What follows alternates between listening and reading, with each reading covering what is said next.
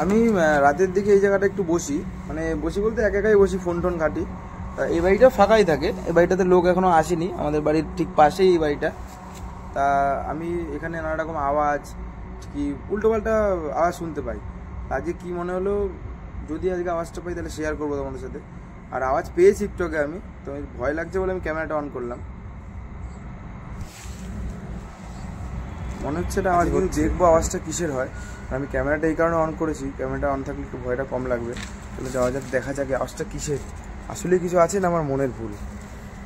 মাঠ কিন্তু পুরো অন্ধকার, কেউ নেই, এই জন্য ভয়ের কারণটা আরও বেশি।